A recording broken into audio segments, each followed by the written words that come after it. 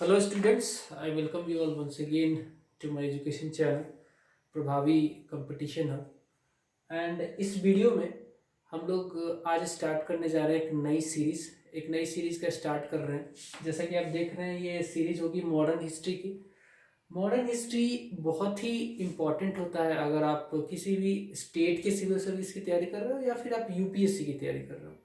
मैं ये टारगेट ये करके बना रहा हूँ कि बड़े से बड़े लेवल में जहाँ पे आपका मॉडर्न हिस्ट्री से कोई भी क्वेश्चन आए तो उसे आप बड़े ही आसानी से कर सके। ये मेरा अल्टीमेट एम, मेरा टारगेट रहेगा। एंड इसके लिए जो भी एफर्ट मेरे तरफ से होना चाहिए 100% होगा। एंड आपको करना क्या है, वीडियोस को देखना है। मैं बता देता हूँ, इसका कोई भी चीज़ यूज़ करने से पहले उसका गाइडलाइंस जान लेना चाहिए कि, या फिर कह सकते हो उसका मैनुअल जान लेना चाहिए कि क्या है इसका, कैसे यूज़ करना है। तो मेरी क्लासेस को आपको बेसिकली यूज कैसे करना है पहले मैं आपको पढ़ाऊँगा, ठीक है। और पूरा चैप्टर वाइज, जैसे आज हम लोग पढ़ेंगे सिपाही रिवोल्ट 1857। इस चैप्टर को आपको बड़े ही ध्यान से देखना है, बस देखना है और कुछ नहीं करना। No noting on points, nothing, कुछ कॉपी किताब कुछ भी हाथ में नहीं होना चाहिए, कोई पेन कुछ नहीं। बस you have to get relax and watch this video, ठीक है। और ये इस लेसन को देखना है। लास्ट में जैसे ये चैप्टर कंप्लीट हो जाएगा तो मैं आपको इसका नोट दे दूंगा, ठीक है। नोट आपको इसी इसी वीडियो के डिस्क्रिप्शन में आपको मिल जाएगा। तो नोट के लिए वरी नहीं होना है, ध्यान से सुनना है मुझे, समझना है मुझे, और लास्ट में आपको नोट ले लेना है। दिस इज इम्पॉर्टेंट, ठीक है। बात करें कि क्या क्या एग्जाम में कवर करूँगा। ये मॉडर्न हिस्ट्री से आपको किस किस एग्जाम में फ़ायदा होगा, तो शुरू में ही बताया था UPSC, state civil services examination. And हाँ, एक बहुत जरूरी, यूपीएससी ईपीएफओ की वैकेंसी आई है। वैकेंसी बहुत पहले आपने भरी होगी, आई थिंक जनवरी 2020 में भरी थी, ईपीएफओ, ठीक है। इसका exam is scheduled to be held on 9th May of this year, ठीक है। तो इसके लिए ये बहुत ज़्यादा हेल्पफुल रहेगा बिकॉज यहाँ पे जो क्वेश्चंस आते हैं, इनफैक्ट लगभग 30 के आसपास मॉडर्न हिस्ट्री प्लस पॉलिटी मिला के आ जाता है, ठीक है। ये दो सेक्शन से, दो सब्जेक्ट से 30 नंबर के आसपास क्वेश्चन आते हैं। तो यहाँ पे बहुत जल्दी 10 दिन के अंदर ही मैं मॉडर्न हिस्ट्री कवर कर दूंगा। साथ में और भी सब्जेक्ट्स जो हैं वो भी मैं आपको देता रहूँगा। तो चैनल पे नए हो तो सब्सक्राइब कर लेना, बेल आइकन को जरूर प्रेस कर लेना। चलिए, बिना बहुत बातें हो गई एक्चुअली, अब इसको और डिले ना करते हुए इस चैप्टर को स्टार्ट कर देते हैं, ठीक है।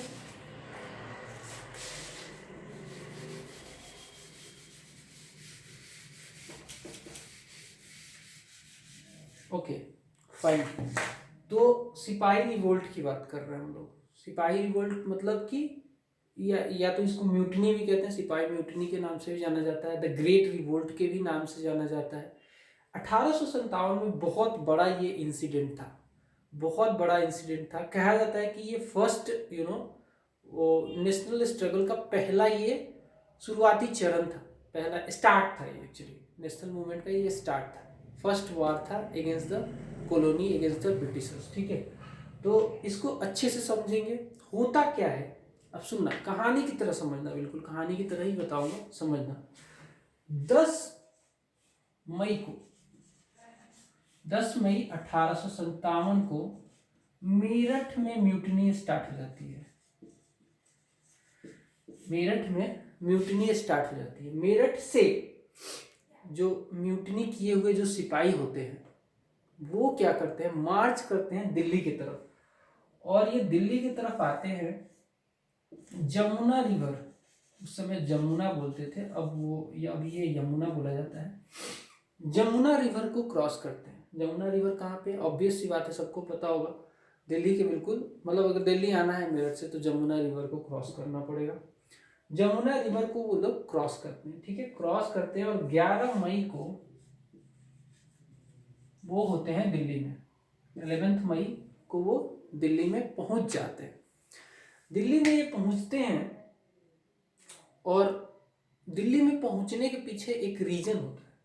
वो रीजन क्या है, वो रीज़न ये है, क्यों दिल्ली आया भाई, मेरठ मेरठ में स्टार्ट किया था, उधर की तरफ क्यों नहीं गए, दिल्ली क्यों आए? ये क्या था, ये सिपाही थे, इन्होंने विद्रोह तो कर दिया लेकिन ये लीडरशिप के काबिल नहीं थे। इनको चाहिए था एक नेतृत्व, एक चाहिए था लीडरशिप। लीडरशिप के चक्कर में ये दिल्ली आए थे। दिल्ली में ये पहुंचे रेड फोर्ट में, ठीक है, रेड फोर्ट में पहुंचे। अब रेड फोर्ट क्यों?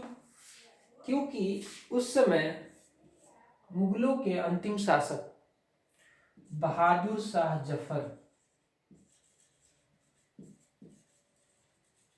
शाह द्वितीय भी कहते हैं इनको, या फिर जफर भी कहते हैं, ठीक है। तो बहादुर शाह जफर या फिर बहादुर शाह द्वितीय के पास ये लोग जाना चाहते थे, पहुंचना चाहते थे। इनके पास इसलिए पहुंचना चाहते थे क्योंकि ये चाहते थे, जो सिपाही थे ये चाहते थे कि बहादुर शाह जफर इनको एक अपना नेतृत्व दे, अपना नेतृत्व दे, अपना फॉर्मल लीडरशिप दें। जब ये पहुंचे बहादुर शाह जफर के पास, तो बहादुर शाह जफर अचंभित हो गए बिल्कुल। उन्हें लगा कि ये क्या हो गया भाई, और कहीं ना कहीं कहे तो इतने ज़्यादा सिपाही को देख के डरे हुए भी थे कि अगर मैं हाँ बोलूँ तो अंग्रेज मुझे तौबा तौबा कर देंगे, ना बोलूँ तो सिपाही मार देंगे। बहादुर शाह जफर के पास कोई ऑप्शन नहीं था सिवाय कि वो लीडरशिप सच में प्रदान करें, ठीक है। तो बहादुर शाह जफर ने यहाँ पे लीडरशिप दे दिया, ठीक है, लीडरशिप दे दिया इन सिपाहियों को, ठीक है। तो अब हम बात कर लेते कि ये जो ये सिपाही मूवमेंट था इसका एक्सपेंशन क्या था। यहाँ से तो सिपाही मूवमेंट स्टार्ट हो गया, ये पहुंच गए दिल्ली तक। दिल्ली में बहादुर शाह जफर ने इनको फॉर्मल लीडरशिप दे दिया, ठीक है।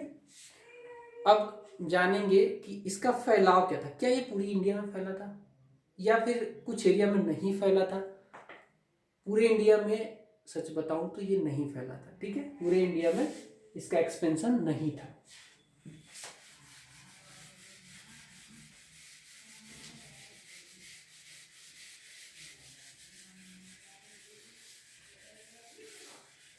जब पूरे इंडिया में नहीं था तो इसका एक्सपेंशन कहाँ था भाई? तो इसका एक्सपेंशन जो था ये नॉर्थ रीजन में था। इंडिया की बात कर रहा हूँ, इंडिया में north, centre, south, east, west होता है। तो नॉर्थ रीजन में था, प्लस सेंट्रल रीजन में था, प्लस समहाउ वेस्टर्न रीजन में भी था, ठीक है। वेस्टर्न रीजन में इसका फैलाव था, ठीक है। नॉर्थ में यूपी में देख लो आप, यूपी में बहुत सारे जगह, right from Lucknow, Kanpur, then Bareilly and so on, ऐसे करके और भी जगह हैं, ठीक है। सो ऑन करके इसका फैलाव था। फैजाबाद भी अच्छा एग्जाम्पल है। बिहार में भी जगदीशपुर, पटना, ठीक है, बिहार तक फैलाव। फिर ये तो हो गया नॉर्थ में, सेंट्रल में, वेस्टर्न में फैलाव इसका था। एग्जाम्पल के तौर पे जैसे मैंने यूपी का ही दे दिया कि कितना ज़्यादा फैलाव था। आगे भी पढ़ेंगे इसको और डिटेल में, जब फैलाव के बारे में और पढ़ेंगे तो। और ये जो इसका एक यूनिक चीज़ ये थी कि साउदर्न इंडिया में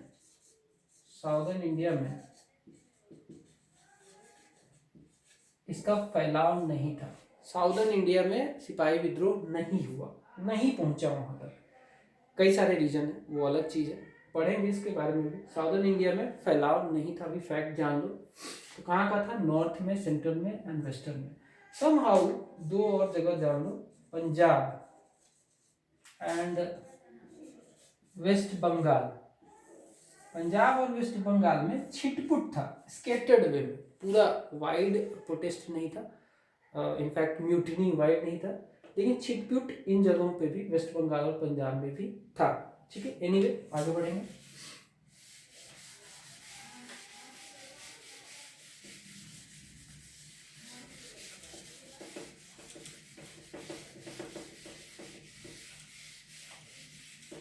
और कुछ पॉइंट्स देखते हैं इसमें। अब भाई कितने सिपाही थे, इसका स्प्रेड में कितने सिपाही ने पार्टिसिपेट किया, कितने लोगों ने, एग्जैक्ट नंबर नहीं, मोटा मोटी मैं बताऊंगा, तो देखो लगभग 2,32,000 के आसपास, 2,32,000 सिपाही थे टोटल उस समय ब्रिटिश इंडिया में। Half of this number,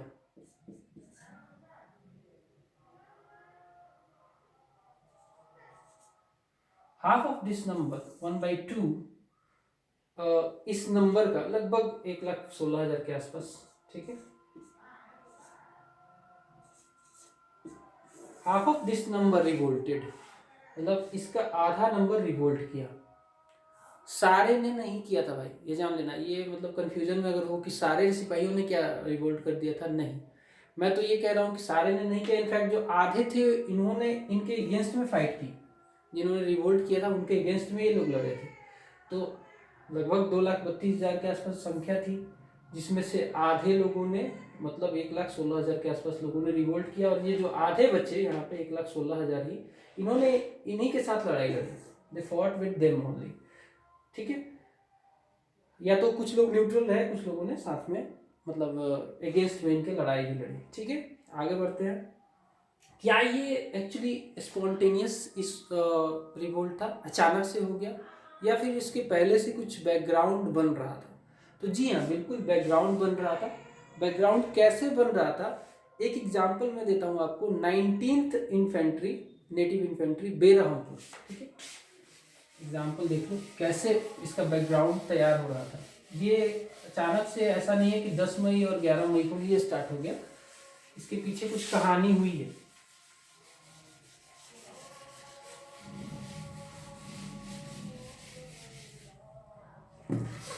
nineteenth native infantry जो लोकेटेड थी बेरहमपुर, इन्होंने स्टार्ट कर दिया था। इन्होंने ही मतलब इसका बैकग्राउंड बना दिया था। क्यों? क्योंकि उस समय एक नई राइफल इंट्रोड्यूस हुई थी। इनफैक्ट ये जो राइफल थी यही इमीडिएट कॉज थी। इमीडिएट बोल रहा हूँ मैं, ठीक है, इमीडिएट कॉज थी। बिकॉज सिपाही रिवोल्ट बस राइफल की वजह से नहीं हुआ था, पहले से सुलग रही थी चिंगारी, और एक राइफल के आने से उसमें ज्वाला भड़की और ये रिवोल्ट हो गया। तो हुआ क्या कि 19th इन्फेंट्री ने मना कर दिया। एक जो नई राइफल आई थी जिसका नाम था रॉयल इनफील्ड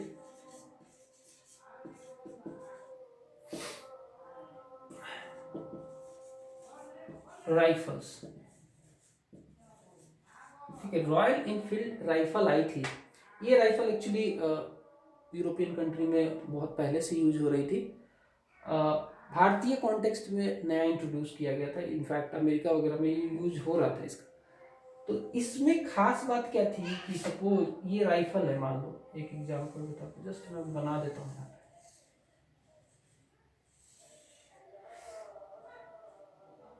ठीक है, ये राइफल है। इसका जो कारतूस दिखता था कुछ इस प्रकार से दिखता था। ये था इसका कारतूस, ठीक है। इस कारतूस को क्या करना पड़ता था कि यहाँ से बाइट करना पड़ता था, काटना पड़ता था इसको, दांत से ऐसे काटते थे इसको। फिर क्या करते थे, इसमें जो बारूद था, मसाला था, इसको इसमें भरते थे, ठीक है, भर के फिर इसको यूज करते थे। मतलब इसमें भरना पड़ता था, एक रॉड जैसा वो रहता था, इससे भरते थे और इसको यूज करते थे, ठीक है। तो ये मेन मुद्दा था, ये राइफल मुद्दा नहीं था, मेन मुद्दा ये कारतूस था, ठीक है। ये कारतूस क्यों था? बिकॉज ये बताते थे कि जो इसका पैकेट था ना, ये वाला, ये बताते थे काऊ एंड पिग की चर्बी से बना हुआ था, काऊ एंड पिग की चर्बी से बना हुआ था। अब देखो हुआ क्या कि इंडियन कॉन्टेक्स्ट में ये दोनों जानवर जो हैं सेक्रेड माने जाते हैं।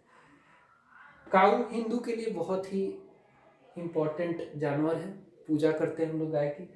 पिग मुस्लिमों के लिए बहुत, मुस्लिम भाई लोगों के लिए बहुत इम्पोर्टेंट है, ठीक है। और इसकी वजह से क्या हुआ कि सिपाहियों में एक आक्रोश आया और पहली बार इसने 19th इन्फेंट्री ने इसको मना कर दिया, ठीक है। 19th इन्फेंट्री ने इसको मना कर दिया यूज करने से। ये इमीडिएट कॉज था, ठीक है। आगे बढ़ेंगे।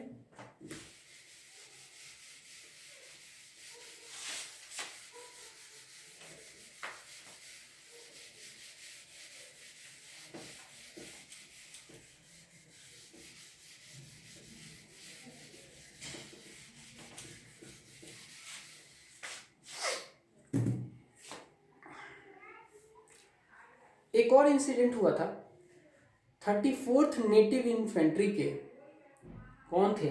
मंगल पांडे का नाम सुना होगा आपने, मंगल पांडे, पिक्चर भी देखी होगी। जी हाँ, याद आया कुछ?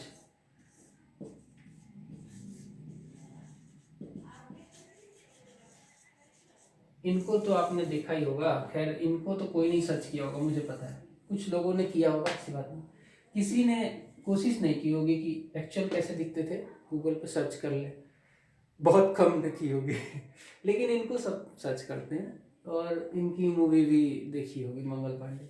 खैर ये यहाँ पे इम्पोर्टेंट नहीं है, आमिर खान यहाँ पे बहुत ज़्यादा इम्पोर्टेंट नहीं है, इनको मैं हटा देता हूँ। मंगल पांडे मंगल पांडे इम्पोर्टेंट है बिकॉज ये 34th इन्फेंट्री के थे, नेटिव इन्फेंट्री के। उस समय नंबर, अभी भी नंबर होता है आर्मी में, वैसे ही नंबर हुआ करता था। ये इसके थे, ठीक है, इसके ये इसी इन्फेंट्री से बिलोंग करते थे, सिपाही मंगल पांडे। इन्होंने क्या किया, अपने सार्जेंट मेजर को मार दिया। सार्जेंट मेजर इनसे सीनियर थे, ये सिपाही थे, ये सार्जेंट थे। सार्जेंट एक रैंक होता है, सार्जेंट मेजर उस समय हुआ करता था रैंक। ये मतलब अपने से बड़े अधिकारी को इन्होंने मार दिया, ठीक है, मार दिया। इसके लिए इनको फांसी की सजा हुई, इनको फांसी की सजा हुई थी, ठीक है। बाकी तो मंगल पांडे मूवी देखी होगी ठीक है। एनीवे, सार्जेंट मेजर को इन्होंने मार दिया, ही वाज एक्सिक्यूटेड। सो मतलब ऐसा नहीं है कि 1800, ये मैं पॉइंट क्यों बता रहा हूँ कि आपको लग रहा हो कि क्या सच में 10 मई को ही स्टार्ट हुआ था। हाँ, अगर क्वेश्चन आया उसमें दिया रहे तो ठीक है, लेकिन बैकग्राउंड ये भी जान लो कि ये सब पहले इसके हुए हैं, ठीक है। आगे बढ़ेंगे।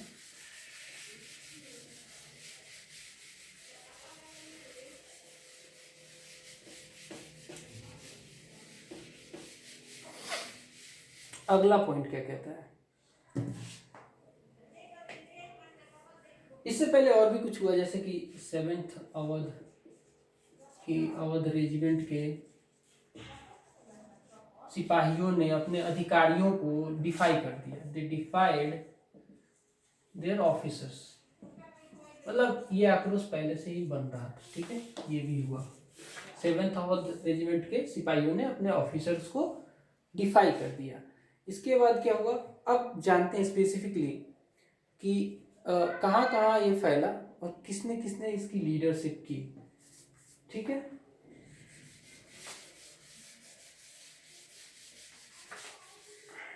तो भैया मेजर जो रिवोल्ट एरिया थे उनके मैं नाम आपको लिख देता हूँ, बता देता हूँ उनके बारे में। कानपुर, ठीक है, एक नाम। बाकी छोटे मोटे तो बहुत थे, मेजर में लिख रहा हूँ, ऐसा नहीं कि यहीं तक लिमिट हो जाएगा, ये नोशन मत बना लेना। कानपुर, देन लखनऊ, बनारस,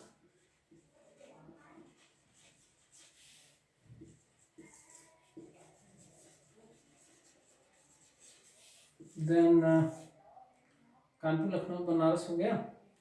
उसके बाद और भी है, जगदीशपुर भी है, इलाहाबाद भी है, इलाहाबाद, बरेली,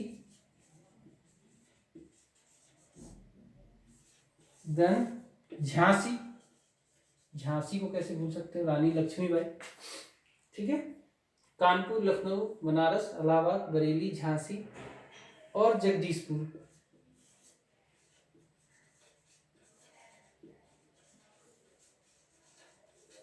ये जो मेजर रिवोल्ट वाले ये एरिया थे, मेजर रिवोल्ट यहाँ पे हुआ था, ठीक है। आगे बढ़ेंगे। लखनऊ को किसने लीड किया, तो बेगम थी, बेगम हजरत महल, उनके पुत्र थे, ठीक है। तो बेगम हजरत महल के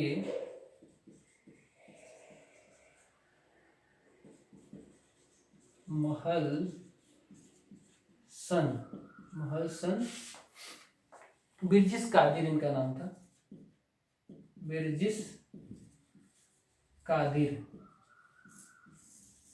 देखो क्वेश्चन कई बार एमसीक्यू में आता है तो ऐसे आता है कि हु लेड द सिपाही म्यूटिनी फ्रॉम लखनऊ, तो उसमें दोनों में से कोई भी हो सकता है। कहने का मतलब ये है, अगर बेगम हजरत महल ही ओनली है तो इसको लगा सकते हो आप। ब्रिजेश कादिर है तो ब्रिजेश कादिर को लगा सकते हो। दोनों बहुत रेयर चांस है कि दोनों ऑप्शन आ जाए, नहीं आएगा, जनरली कंफ्यूज नहीं किया जाएगा। बेगम हजरत महल के सन ने एक्चुअली जो बिपिन चंद्रा की किताब में लिखी गई है वो मैं आपको बता रहा हूँ, ब्रिजेश कादिर ने लीड किया था लखनऊ को। ये एक्चुअली वहाँ के नवाब थे तब, लखनऊ के सो कॉल्ड डिपोज्ड नवाब के, मतलब एक्चुअली अवध वाला एरिया तो नवाबों से छीन लिया गया था ना। एनेक्सेशन वाली पॉलिसी तो आप पढ़ी होगी, नहीं पढ़ी होगी तो मैं पढ़ा दूंगा, डोंट वरी। अभी ये जानो कि यहाँ पे बेगम हजरत महल के सन ब्रिजेश कादिर ने इसको लीड किया, ठीक है। अब जानेंगे बरेली। बरेली में किसने लीड किया, तो बरेली में खान बहादुर, खान बहादुर ने इसको लीड किया, ठीक है। खान बहादुर ये एक्चुअली रोहिला थे, खान बहादुर रोहिला कम्युनिटी से आते थे। खान बहादुर ने बरेली को लीड किया, ये भी क्वेश्चन आता है, ठीक है। आगे इनके बारे में थोड़ा सा जानो तो ये एक पेंशनर थे, ब्रिटिशर्स ने इनको पेंशन दे रखा था।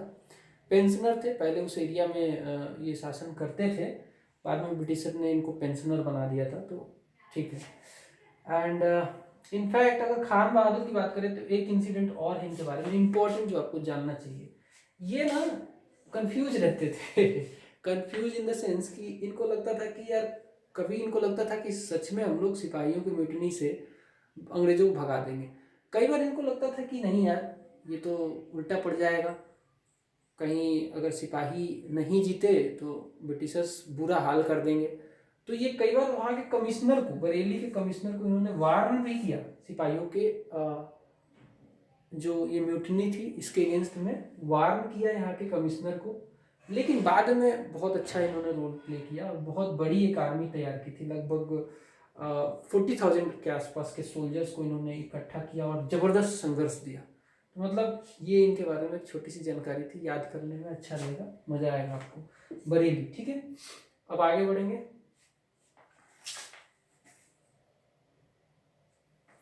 बिहार, बिहार को किसने लीड किया, बिहार मतलब जगदीशपुर, ठीक है।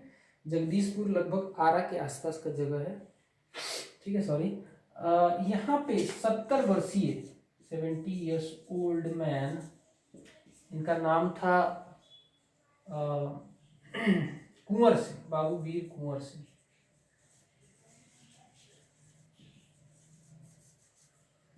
बाबू वीर कुंवर सिंह ने, जो कि 70 साल के थे, इन्होंने जगदीशपुर को लीड किया था। जगदीशपुर को किसने लीड किया, बाबू वीर कुंवर सिंह। अच्छा, इनके बारे में थोड़ी सी स्टोरी बता देता हूँ। ये ना, ये मतलब मुझे लगता है कि ये जितने भी नाम है ना, इनमें बहुत ही ज़्यादा संघर्ष करने वाले यही थे। ये नॉट ओनली जगदीशपुर में, इन्होंने एक बार तो यूपी के कई जगह जाके, बरेली में भी गए और कानपुर में भी गए थे, ये लखनऊ में भी पहुंचे, सबको सपोर्ट करने भी पहुंचते थे, ठीक है। बहुत जबरदस्त लड़ाई लड़ी इन्होंने 70 वर्षीय, और इनकी मृत्यु हुई ना तब भी ये जीत के ही मतलब मरे हैं। जीत गए थे अंग्रेजों से, बुरी तरीके से हराया इन्होंने अंग्रेजों को, और एक गोली लग गई तो बेचारे का, ठीक है, बेचारा तो नहीं कहूँगा, सॉरी, बिकॉज ये कहना बिल्कुल ही गलत होगा, because he was a freedom fighter. And मुझे बहुत ही इम्पॉर्टेंट लगते हैं, अगर इनमें सब में ब्रेवरी में बात करें तो कुंवर सिंह, ठीक है। इनके भाई थे अमर सिंह, अमर सिंह भी फ्रीडम फाइटर थे। और इनके बाद, इनकी मृत्यु के बाद एक्चुअली अमर सिंह ने ही लीड किया था इस आंदोलन को। बाद में ये भी आंदोलन खत्म हुआ, सप्रेसिव मेजर आया, ठीक है। ये कभी इन्होंने सरेंडर नहीं किया, कुंवर सिंह ने कभी सरेंडर नहीं किया। बाकियों ने तो सरेंडर कुछ लोगों ने किया भी था, लेकिन इन्होंने कभी सरेंडर नहीं किया, ठीक है। एनीवे, आगे बढ़ेंगे। अच्छा, एक और जानकारी बता दूं कि इन्होंने ना, जब एक्चुअली रिवोल्ट कैसे हुआ, आरा से ये रिवोल्ट स्टार्ट हुआ था, आरा से स्टार्ट हुआ था, और सिपाही आरा में रिवोल्ट करके ये दिनाजपुर की तरफ जा रहे थे, दिनाजपुर की तरफ। दिनाजपुर मतलब दीनापुर आज के, या दानापुर आज के कॉन्टेक्स्ट में बात करें तो दानापुर बिहार में एक शहर है। तो ये इस तरफ जा रहे थे, तो इनको क्या है ना, बीच में ही जगदीशपुर में मिल गए ये कुंवर सिंह, और इन्होंने इनको नेतृत्व दे दिया, सिपाहियों को अपना नेतृत्व दे दिया। ठीक है, ये बात हो गई। तो हमने देख लिया लखनऊ, बरेली और जगदीशपुर। और आगे देखेंगे। ठीक है, तो झांसी, जगह कम पड़ रहा है झांसी के लिए। एनीवे, झांसी की रानी लक्ष्मीबाई खूब लड़ी मर्दानी, वो तो झांसी वाली रानी थी। जिसने इनको हराया था ना, उसने भी ट्रिब्यूट किया। ठीक है, हराने के बाद भी, मारने के बाद भी ट्रिब्यूट किया। बोला कि मैं शायद ये पूरे विद्रोह में एक ही मर्द से लड़ा हूं, जो रानी लक्ष्मीबाई थी। आह, बुंदेलो हर बोलो के मुंह से, सबने सुनी कहानी है, खूब लड़ी मर्दानी, वो तो झांसी वाली रानी है। अच्छा, कोई बात नहीं, चलो। तो ये झांसी की रानी लक्ष्मीबाई, इन्होंने झांसी से नेतृत्व किया। क्या हुआ, लॉर्ड डलहौजी, अच्छा ठीक है, लॉर्ड डलहौजी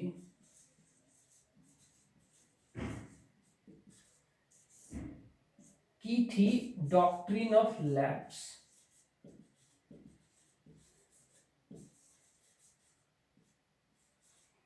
लॉर्ड डलहौजी की थी डॉक्ट्रिन ऑफ लैप्स। ये एक ऐसी नीति थी, एक ऐसी डॉक्ट्रिन थी जिसमें कहा जाता था कि कभी भी अगर किसी भी शासक का खुद का अपना ब्लड का सन नहीं है, एडॉप्टेड सन को नहीं मानेंगे, और उस केस में डॉक्ट्रिन ऑफ लैप्स माना जाएगा, और उसके राज्य को ब्रिटिशर्स अपने अधीन ले लेंगे। ये इनकी नीति थी, डॉक्ट्रिन ऑफ लैप्स। बहुत ही सिंपल शब्दों में कहने का मतलब समझो कि एक जगह है, मान लो झांसी ही है। झांसी में क्या हुआ था, इसी के एग्जाम्पल से बता देता हूँ। रानी लक्ष्मीबाई का कोई सन नहीं था, ठीक है, एडॉप्टेड सन को मानते नहीं थे वो, ठीक है। और रानी चाहती थी कि खुद ही ये रानी का मतलब बहुत छोटा सन था, काफी, मतलब आपने पिक्चर में भी देखा होगा ना कि बांध के वो दौड़ती हैं, लेके जाती घोड़े पे। तो ये रानी लक्ष्मीबाई खुद शासन करना चाहती थी, लेकिन ये मना करता था, बोलता था कि डॉक्ट्रिन ऑफ लैप्स लगा हुआ है यहाँ पे, जब तक कोई माइनर को नहीं मानेंगे, जब तक कोई सन नहीं है, एडॉप्टेड को भी नहीं मानेंगे। तो इसलिए इन्होंने लीड किया था रानी की लक्ष्मीबाई ने। लॉर्ड डलहौजी ही वो रीजन था इनका doctrine of lapse. Doctrine of lapse वो रीजन था जिसकी वजह से रानी ने नेतृत्व किया था उस रीजन में, और इनकी मृत्यु हो गई लड़ते लड़ते हुई, ठीक है। और जैसा मैंने बताया कि जो जो इनको मतलब मारने वाला था उसने भी ट्रिब्यूट किया था, ठीक है। आगे बढ़ेंगे। तो हमने देख लिया, झांसी भी देख लिया। अगला पॉइंट देखते हैं। अच्छा ठीक है, ये सब भी मतलब ये सब के भी लीडर। अच्छा, एक चीज और, ये तो मैंने बता दिया, ठीक है, कुछ छूटा नहीं यहाँ पे, फाइन।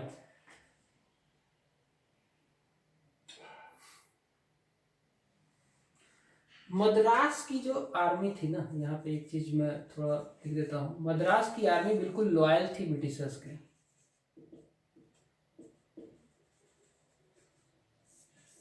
मद्रास की आर्मी बिल्कुल लॉयल थी ब्रिटिशर्स के, इन्होंने रिवोल्ट नहीं किया था। ये एक इम्पोर्टेंट पॉइंट यहाँ पे, ठीक है।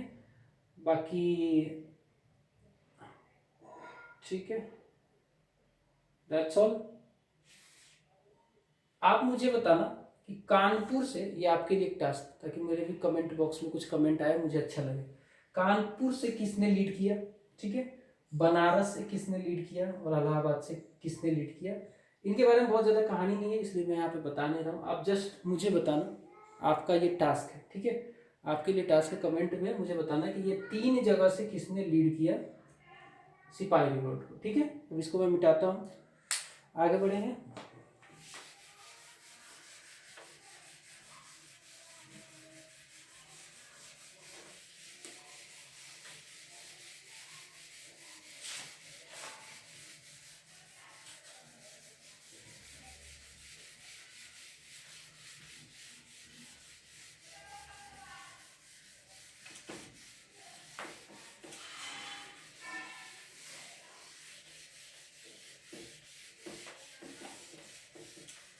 वीडियो देख ही रहे हो तो लाइक भी कर देना यार, बार बार बोलना ना पड़े, ठीक है।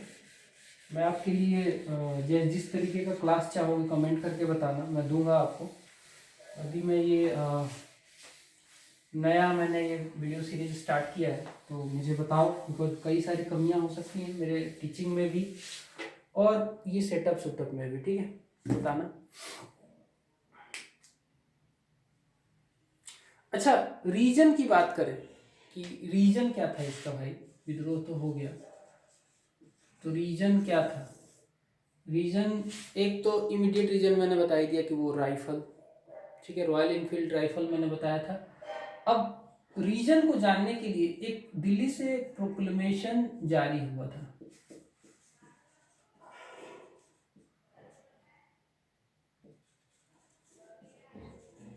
एक प्रोक्लेमेशन जारी हुआ, कहने का मतलब है कि जब बहादुर शाह जफर ने जब सरकार को मतलब ओवरऑल नेतृत्व दे दिया सिपाहियों को, तो उन्होंने एक प्रोक्लेमेशन जारी किया। इसी में रीजन भी पता चल जाता है। पहला रीजन यहाँ से निकल के आता है, यहाँ पे पता है मेन रीजन जो है ना रिलीजियस था। मेन रीजन कि कहीं इनको लग रहा था, इनके मन में ऐसा आ रहा था कि कहीं क्रिश्चियनिटी ना इधर फैले। मिशनरीज बहुत ज्यादा एक्टिव थे उस समय, इनको डर था कि कहीं कन्वर्जन ना हो। देखो अपने धर्म से सबको प्यार होता है, ठीक है, तो क्रिश्चियनिटी फैल रही थी। इनफैक्ट कई सारे उसमें आर्मी यूनिट्स में भी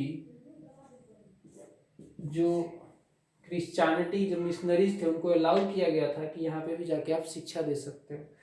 तो पहला तो ये कि कन्वर्जन का डर लग रहा था इनको कि भाई कहीं क्रिश्चियनिटी में हमें ना बदल दे, इनको ऐसा डर लगता था, ठीक है। दूसरा क्या था?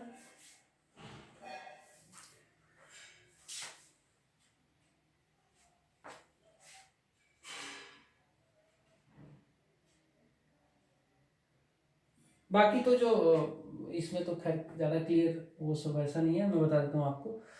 रिलीजियस रीजन था, क्रिश्चियनिटी की डर लग रही थी। दूसरा कि जो सिपाही थे ना वो यूनिफॉर्म में तो थे लेकिन एक्चुअली वो पीजेंट्स ही थे, बिकॉज मैक्सिमम जो सिपाही थे वो किसी न किसी पीजेंट फैमिली से ही आए हुए थे। तो जो सिस्टम था, सिस्टम ऑफ रेवेन्यू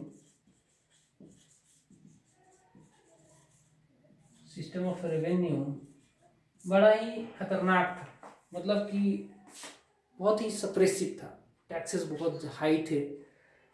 सिपाही पीजेंट्स ही थे, कहने का मतलब ये है। सिपाही पीजेंट से मेरा मतलब ये है कि बिल्कुल पीजेंट तो थे नहीं बिकॉज यूनिफॉर्म में थे, लेकिन इनके फैमिली वाले जो थे बिल्कुल पीजेंट थे। और ये इनसे कहीं ना कहीं इन पे कुछ होता है, असर आता है due to the system of revenue जो भी जो बहुत सप्रेसिव था, उसके वजह से ये भी आहत होते थे। सिपाही को ये पसंद नहीं था।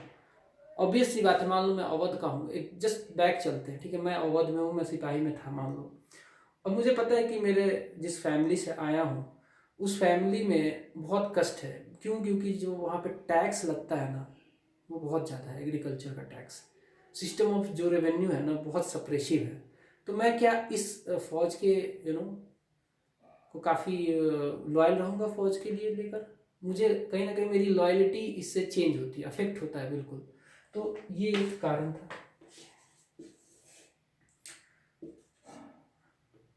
डिस्क्रिमिनेशन भी था।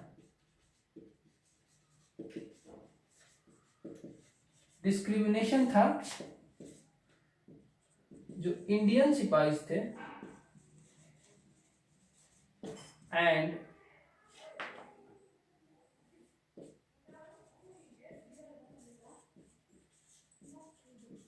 और जो इनके काउंटर पार्ट थे, मतलब जो ब्रिटेन के जो मूल जो सिपाही थे, इनमें भी बहुत ज़्यादा डिस्क्रिमिनेशन था।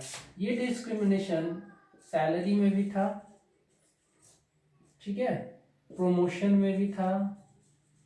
बड़े बड़े पोस्टों पे जो थे ये इन्हीं के काउंटर पार्टी थे, ब्रिटिशर्स ही थे, और इनको बस सिपाहियों में ही उसमें रखा जाता था। ऑफिसर बहुत कम बनते ही नहीं थे। इनफैक्ट प्रमोशन में, सैलरी में, रिस्पेक्ट में बहुत इंपॉर्टेंट, रेस्पेक्ट भी नहीं था इनको, बिल्कुल नहीं था, ठीक है। तो ये सारे रीजन थे, और भी रीजन है, मैं बताता रहूँगा आपको, सामने आते रहेंगे, बताता रहूँगा।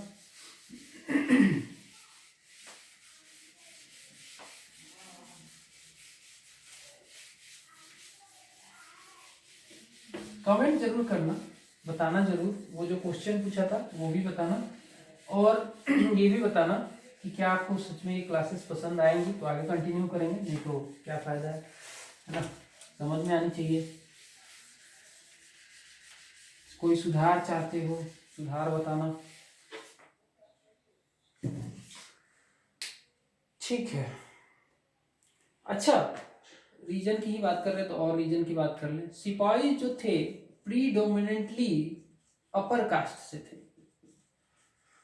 अपर कास्ट से थे तो क्या होता था कि इनको जो सो कॉल्ड एक्चुअली मतलब नॉर्म्स फॉलो करने पड़ते हैं, वो नॉर्म्स इनके फॉलो नहीं हो पाते थे, being in defence, being in army, and due to that reason, one of the reason ये भी है कि इसके वजह से इन्होंने रिवोल्ट किया। अपर कास्ट से थे, ज़्यादातर थे, पंडित थे, राजपूत थे, ऐसे मतलब अपर कास्ट से ज़्यादा थे। इसके वजह से भी एक विद्रोह का कारण माना जाता है, बिकॉज ये अपने जो रिचुअल्स हैं, जो नॉर्म्स होते हैं, जो जो कल्चर से रिलेटेड, जो इनके कास्ट से रिलेटेड जो नॉर्म्स होते थे उसको फॉलो नहीं कर पाते थे। अब आप समझ लेना, कास्ट जब बोल रहा हूँ तो क्या नॉर्म्स हो सकते थे, भेदभाव उस समय भी थी, ठीक है। आगे बढ़ते हैं, नेक्स्ट।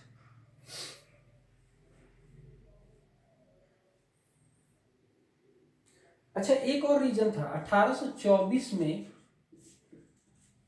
बर्मा जाने के लिए सिपाहियों को बोला गया, ठीक है। बर्मा जाने के लिए सिपाहियों को बोला गया 1824 में, बिकॉज एंग्लो बर्मीज वार जो था, एंग्लो बर्मीज वार लगा हुआ था। ये वार बेसिकली ये था कि बर्मा को ये बिल्कुल मिलाना चाहते थे, अंग्रेज अपने अधीन लेना चाहते थे। तो इसके लिए बोला कि इंडियन जो ब्रिटिश इंडियन सिपाही है वो बर्मा जाएंगे। बर्मा जाने के लिए 47वें रेजिमेंट को आदेश दिया गया, रेजिमेंट को आदेश दिया गया 47वें रेजिमेंट को, भाई जाओ जाओ बर्मा में जाओ और लड़ाई लड़ो। इस रेजिमेंट ने क्या किया, मना कर दिया, बोला नहीं भाई हम नहीं जाएंगे। बोला रीजन, रीजन क्या है कि सी क्रॉस करना पड़ता था, अगर इंडिया से बर्मा जाना हो तो सी क्रॉस करना पड़ता था।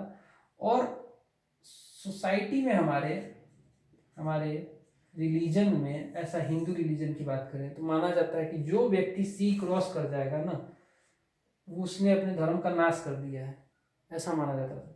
और कुछ लोग जो जाते थे वो लौटते थे तो उनको सोसाइटी एक्सेप्ट ही नहीं करती थी, ठीक है। तो ये 47th रेजिमेंट ने एंग्लो बर्मीज वार में 1824 में मना कर दिया था जाने से। रीजन ये वाला जो मैंने अभी बताया कि सोसाइटी एक्सेप्ट ही नहीं करती थी, माना जाता था ऐसा धर्म में कि कहीं ना कहीं अगर जिसने सी क्रॉस कर लिया वो धर्म का नाश उसने कर दिया है, ठीक है। इसके वजह से मतलब ये भी एक सेंटिमेंट जगा रहा था, कहीं ना कहीं सेंटिमेंट जग रहा था कि मतलब हमें सी क्रॉस कराते हैं, हमारे धर्म पे संकट आ रहा है, तो इसकी वजह से भी म्यूटिनी का ये कारण बना, ठीक है। आगे बढ़ेंगे।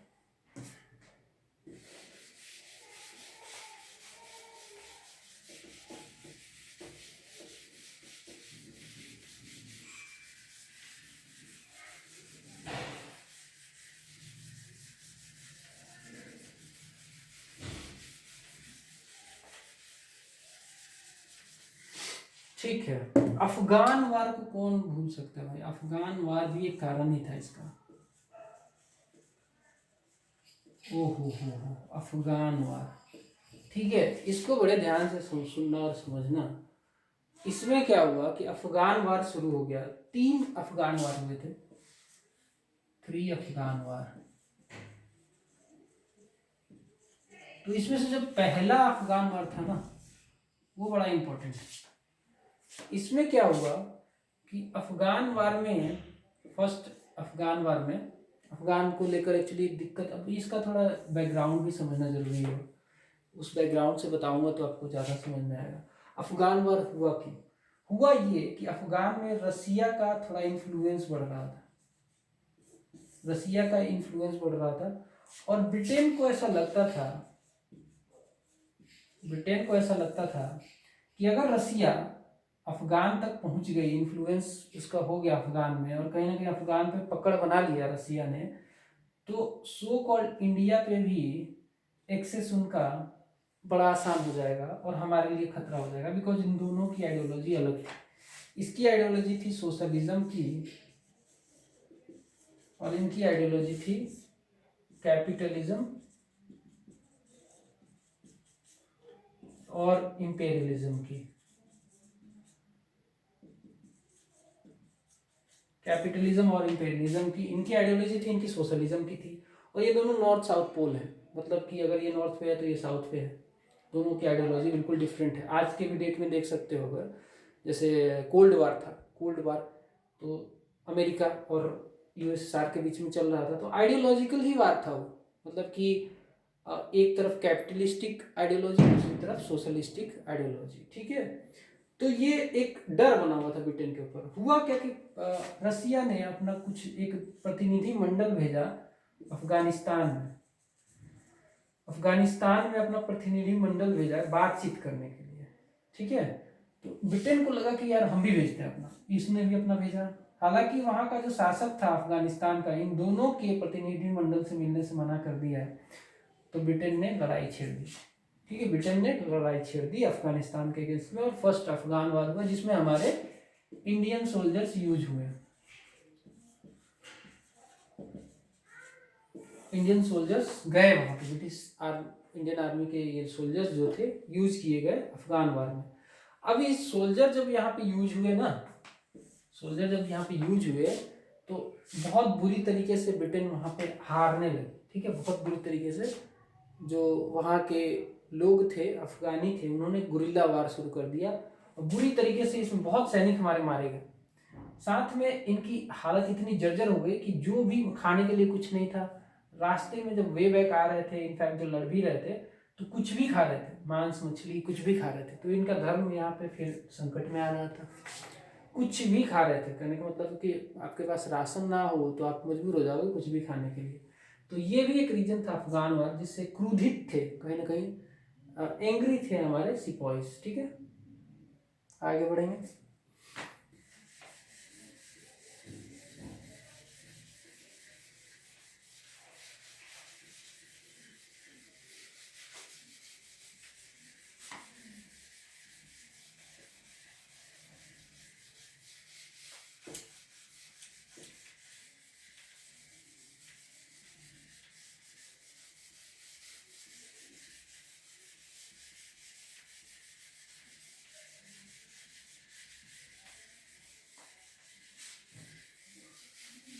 ठीक है, आगे बढ़ते हैं।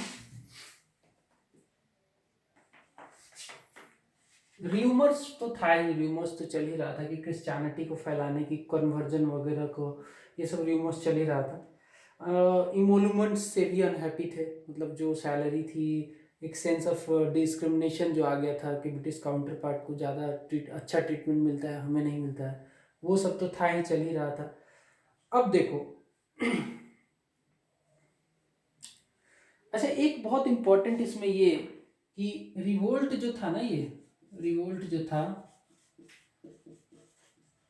इसको क्या सिविल सपोर्ट मिला, सिविल पॉपुलेशन का सपोर्ट मिला?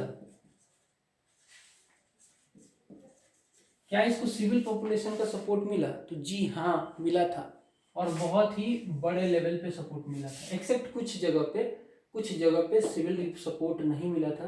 कहने का मतलब सिविल सपोर्ट से मेरा मतलब ये है कि सीधे डायरेक्टली फाइट नहीं करना। कई जगह तो सिविल पॉपुलेशन ने डायरेक्टली इनके साथ मिलकर फाइट भी किया था ब्रिटिशर्स के अगेंस्ट में, लेकिन एक सपोर्ट जो होता है कि हाँ भाई अब यही है, जो भी है यही आज़ाद कराएंगे, वो सपोर्ट जो है सिविल पॉपुलेशन का मिला था। कई जगह तो डायरेक्टली फाइट भी किया इन्होंने, ठीक है। और दो जगह ऐसे थे शायद, अगर मैं प्रिसाइजली आपको बता दूं तो मुजफ्फरनगर और सहारनपुर, हाँ ये याद कर लेना यार, थोड़ा सा आपके लिए ना क्वेश्चन इसमें पूछा जा सकता है। मुजफ्फरनगर एंड सहारनपुर, यहाँ पे सिविल पॉपुलेशन ने बिल्कुल ही सपोर्ट नहीं किया सिपाही। मुजफ्फरनगर सहारनपुर दोनों यूपी में, ठीक है। यहाँ पे सिविल पॉपुलेशन ने सपोर्ट नहीं किया रिवेलियन को, ठीक है। ये दो एक इम्पॉर्टेंट है, आ सकता है आपको, या फिर मेंस में लिखोगे तब भी आपके काम आएगा, है ना। ये दो जगह पे सपोर्ट नहीं मिला। अच्छा तो क्या था भाई मोडस ऑपरेंडी, क्या था, क्या करते क्या थे ये लोग, रिवोल्ट जब किया इन्होंने तो रिवोल्ट में करते क्या थे। तो भाई ये क्या करते थे, बिल्डिंग्स वगैरह को, गवर्नमेंट की बिल्डिंग्स को तोड़ देते थे, डिस्ट्रॉय करते थे। जो भी सिंबल था, सिंबल जो था इंपेरियलिज्म का या फिर ब्रिटिशर्स का, जैसे ऑफिसेस, बिल्डिंग, ठीक है, केबल्स, जो कम्युनिकेशन के लिए जो केबल, जो इसके लिए दूरभाष के लिए जो केबल थे वो सब तोड़ना, बिल्डिंग्स को तोड़ना एंड सो ऑन, ठीक है। ट्रेजरी को लूटना, यस, ट्रेजरी को लूटना, ठीक है, खजाने को लूटते थे। एंड कोर्ट हाउसेस को तोड़ना, ये सब बिल्डिंग में आ जाएगा, ठीक है। कोर्ट हाउसेस को तोड़ना एंड हाँ एक और चीज, जो भी प्रिजनर्स थे ना, प्रिजनर्स, इनको ये मुक्त कर देते थे बोला हम तो हम तो ये मतलब हमने तो विद्रोह कर ही दिया, जाओ तुम भी अपनी जिंदगी जी लो तो प्रिजनर्स का जो है गेट ये लोग तोड़ देते थे, प्रिजनर्स को खोल देते थे। ऑब्वियस सी बात है, हमारे देश में हमारे ही लोगों को प्रिजन झूठ का बना रखा है, तो कोई भी सिपाही विद्रोह होगा तो ये एक्शन लेगा ही। तो ये भी हुआ, ठीक है। आगे बढ़ते हैं।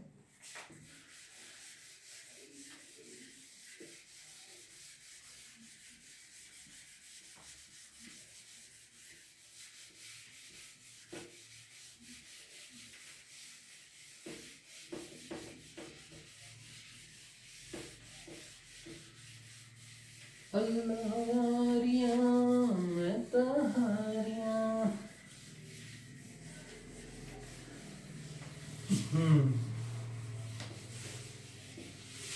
हकीकत। चलो आगे बढ़ेंगे, और भी कुछ है इसमें।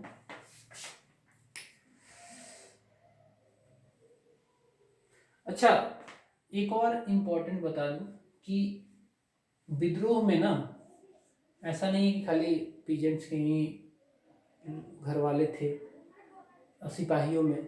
इनफैक्ट आर्टिसंस जो थे ना, आर्टिसंस जो थे वो भी परेशान थे, तो इनको भी सपोर्ट, इन्होंने भी सपोर्ट किया इस म्यूटनी को। आर्टिसंस को, हैंडीक्राफ्ट में जो लोग इन्वॉल्व थे, हैंडीक्राफ्ट में वो लोगों ने भी सपोर्ट किया। बिकॉज इसका रीज़न ये है कि ब्रिटिश गवर्नमेंट की जो पॉलिसी थी इनको लेकर, आर्टिसंस और हैंडीक्राफ्ट में जो भी लोग लगे हुए थे वो बहुत डिस्क्रिमिनेटरी थी। डिस्क्रिमिनेटरी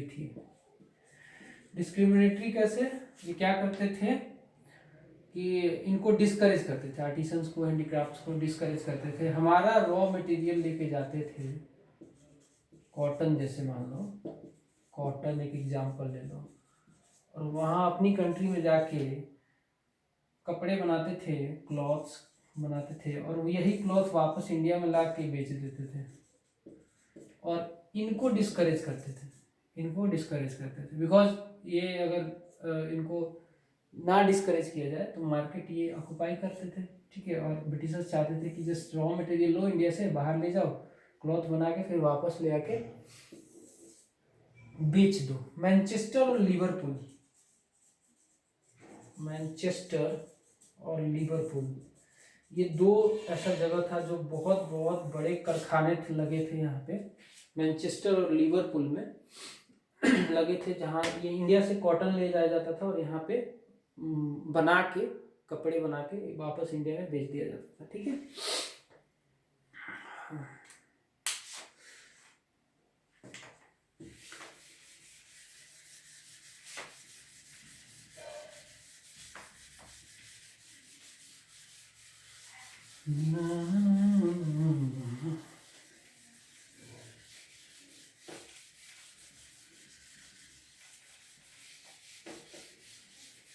हम्म, ठीक है, आगे बढ़ेंगे। ये देखो वार जो था ना, ये वार बड़ा ही वैसा था, अनइक्वल वार था। एक तरफ जो हमारे सिपाही थे और दूसरी तरफ जो ब्रिटिशर्स थे। अब देखो ऑब्वियस सी बात है, सिपाही ने जब विद्रोह किया, सिपाहियों ने तो विद्रोह तो कर लिया, थोड़े उन्होंने जो लूटपाट की, इन्होंने थोड़े बंदूक लूट लिए, वो सब लूट लिया। तो ऐसा तो नहीं है कि वो सप्लाई हमेशा के लिए लड़ने के लिए हो गई। थोड़े बहुत बंदूक मिल गए, थोड़े बहुत कारतूस मिल गए, क्या उससे ब्रिटिशर्स को लड़ सकते थे?